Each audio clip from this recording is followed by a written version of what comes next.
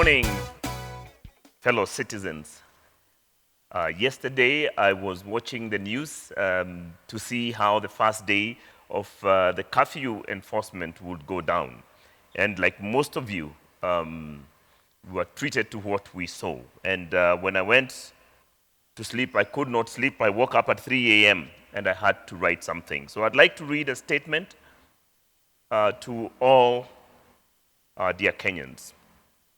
My fellow Kenyans, yesterday we witnessed horrific images on mainstream and social media of terrified Kenyans in Mombasa and parts of Nairobi being whipped, beaten, and physically abused by people who call themselves members of the disciplined service. I think the police either need to change their name or change their behavior.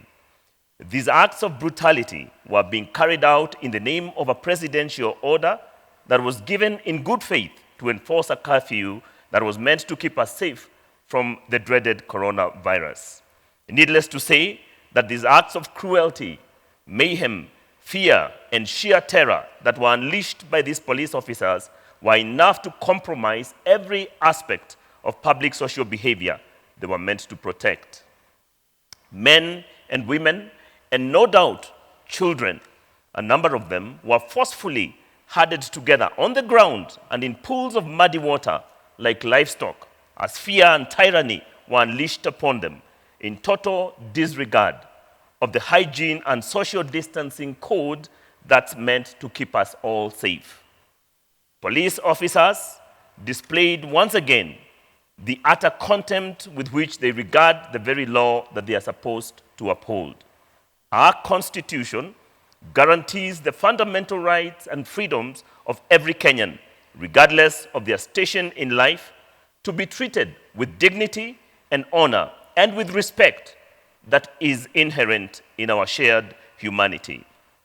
I would like, on my own behalf as a private citizen, but also in my public capacity as a leader of God's people and as Bishop of Mamlaka Hill Chapel, to condemn in the strongest terms possible these despicable acts of widespread and disproportionate violence meted by police against unarmed civilians, including innocent women and children who are making their way home in compliance with the government-imposed curfew well ahead of the deadline.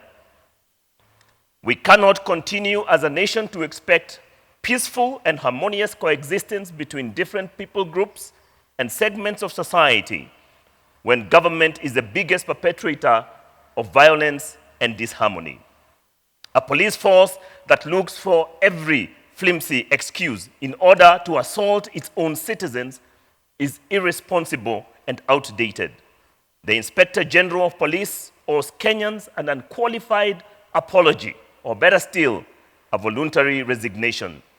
Otherwise, let him explain clearly to Kenyans which part of the Constitution gives authority to his officers to assault, to insult, or otherwise degrade their fellow Kenyans.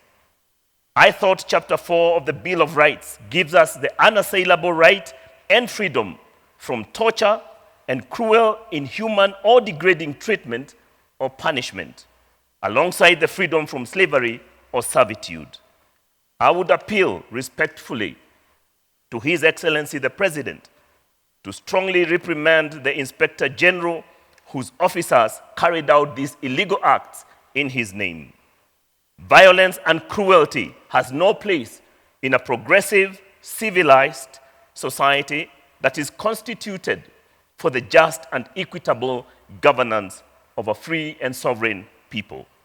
Let every Kenyan of goodwill add their voice to condemn this reprehensible behavior. Thank you, and God bless Kenya.